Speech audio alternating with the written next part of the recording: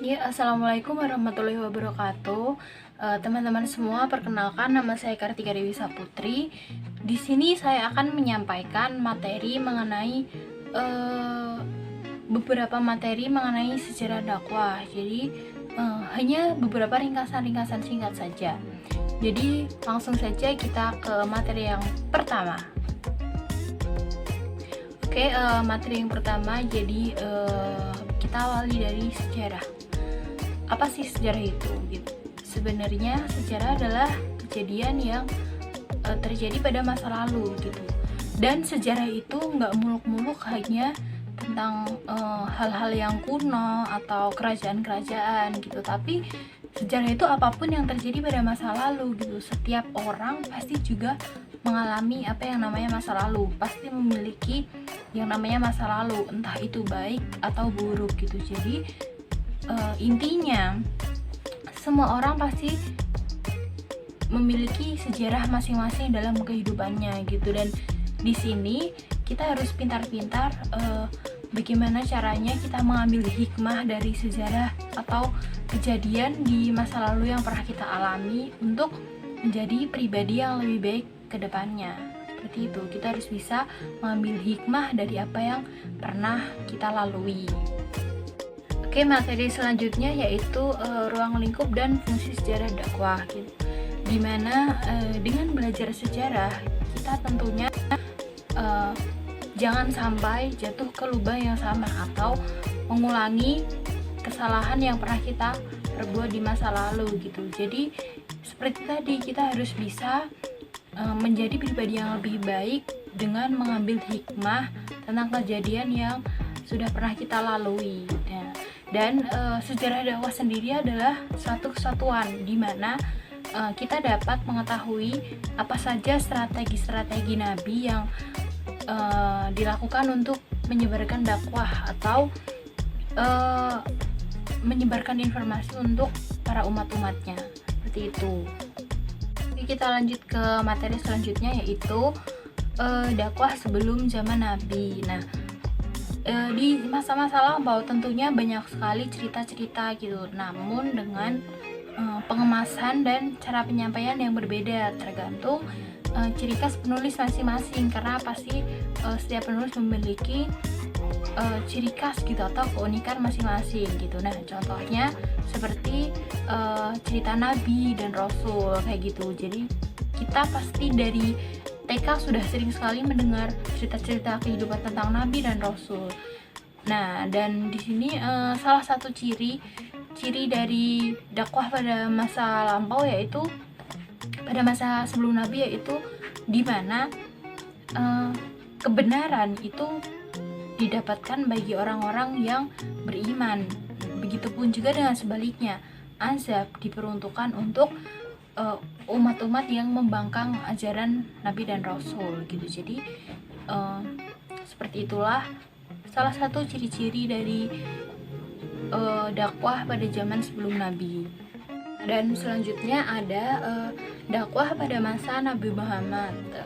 Nabi Muhammad diutus selama sekitar 3-4 tahun untuk memperbaiki akhlak manusia atau umat pada zaman dahulu, di mana di sini Nabi menyampaikan dakwahnya itu secara perlahan-lahan dan diam-diam. Kenapa? Karena kita semua tahu bahwa umat-umat atau masyarakat pada zaman dahulu itu sangat sulit untuk menerima agama gitu, karena masih banyak kan yang menyembah kayak berhala, patung apa segala macam. Dan di sini alasan kenapa Nabi menyampaikan dakwahnya itu secara perlahan-lahan dan diam-diam, karena banyak musuh gitu yang mencoba menghalang-halangi Nabi dalam menyampaikan dakwahnya, dan disampaikan perlahan-lahan agar umat-umat pada saat zaman dahulu dapat menerima dan menerapkannya dengan baik. Oke, dan materi selanjutnya yaitu dakwah pada masa Khulafaur Rasyidin. Nah, Khulafaur Rasyidin ini memiliki salah satu ciri yaitu bisa melakukan perluasan wilayah. Jadi sembari dakwah, sembari melakukan perluasan wilayah gitu, sehingga dakwah yang disebarkan itu bisa lebih meluas lagi dan lebih banyak diterima masyarakat seperti itu. Dan di sini Islam mengandung banyak nilai luhur gitu yang dapat diterapkan dalam kehidupan bermasyarakat, dan tentunya tetap sesuai dengan syariat gitu yang ada di Al-Quran, namun tidak juga menolak dari adanya kebudayaan yang ada pada masyarakat seperti itu. Oke, dan selanjutnya ada dakwah pada masa Bani Umayyah. Nah, pada masa ini Bani Umayyah itu memiliki prestasi dalam perluasan wilayah gitu, dimana di sini disertai dengan pembangunan peradaban Islam yang dilakukan di berbagai wilayah gitu. Dan pada materi ini kita bisa mengambil info bahwa sebenarnya dari zaman dahulu Islam itu sudah berjaya gitu dari segi militer, ilmu pengetahuan, peradaban gitu, maupun teknologinya gitu. Jadi semakin kesini dan semakin berkembang, dan sampai pada titik yang sekarang ini.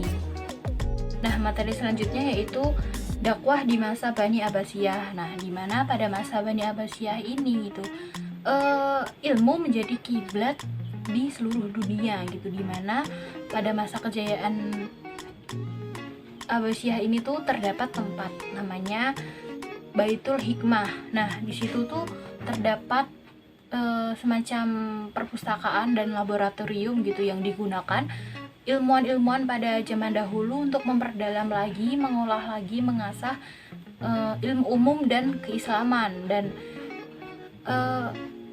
oleh para ilmuwan gitu, setelah matang dalam mencari informasi atau menggali ilmu lebih dalam lagi, mereka ini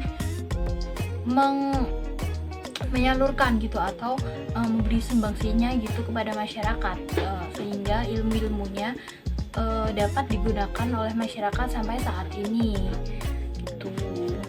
Nah, selanjutnya dakwah zaman Turki Utsmani. Nah, pada masa Turki Utsmani ini beliau memimpin hampir sekitar 700 tahun dengan 38 sultan, dan mengalami kejayaan pada masa kepemimpinan Sultan Muhammad Al-Fatih, di mana hanya beliau yang bisa mengalahkan atau menghancurkan Konstantinopel yang dimana dulunya banyak dihuni oleh umat-umat Katolik gitu. Dan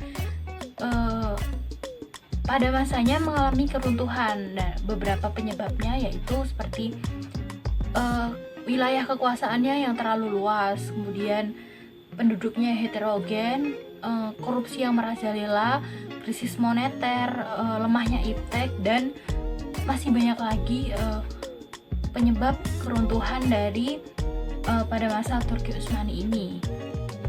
Kita lanjut ke materi selanjutnya yaitu dakwah di masa Wali Songo. Nah, Wali Songo sendiri ini adalah penyebar dakwah yang berada di seluruh Pulau Jawa gitu, dimana beliau ini menyebarkan dakwahnya itu secara perlahan dan bertahap, dimana sembari menyebarkan itu juga dipadupadankan dengan kebudayaan yang sudah berkembang di masyarakat, seperti menggunakan wayang, kaligrafi, kemudian seperti karawitan atau tembang-tembang Jawa, gamelan. Nah, seperti itu. Nah, sehingga masyarakat itu dengan mudah menerima ajaran-ajaran yang disampaikan oleh Wali Songo. Nah, di samping itu, Wali Songo dalam menyebarkan dakwah mereka ini memiliki tugas masing-masing. Nah, jadi tidak mencakup satu saja gitu, tapi masing-masing memiliki tugas tersendiri.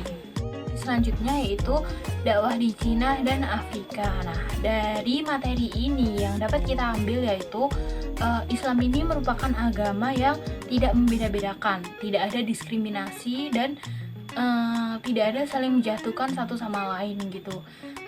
Karena disebarkannya pun juga secara damai gitu, dan diajarkannya pun tidak ada unsur paksaan gitu, sehingga banyak gitu yang berminat untuk menganut agama Islam. Dan di Islam ini sangat mengerti sekali apa yang namanya toleransi, karena di mata Allah semua itu sama. Yang membedakan antar umat itu hanyalah keimanannya dan ibadahnya. Seperti itu. Nah, kita masuk pada materi terakhir, yaitu dakwah di Eropa, Amerika, dan Australia. Nah, di sini Islam masuk di Eropa ini melalui jalur peperangan. Nah, di mana kebanyakan umat Islam yang ada di Eropa ini tuh merupakan imigran. Nah, gitu. Nah, sedangkan Islam di Australia itu dibawa oleh para imigran-imigran dari Timur Tengah. Sedangkan jika di Amerika gitu, Islam itu masuk dibawa oleh para budak-budak yang berasal dari Afrika. Nah, sekian ringkasan materi yang dapat saya sampaikan. Kurang lebihnya mohon maaf. Terima kasih. Wassalamualaikum warahmatullahi wabarakatuh.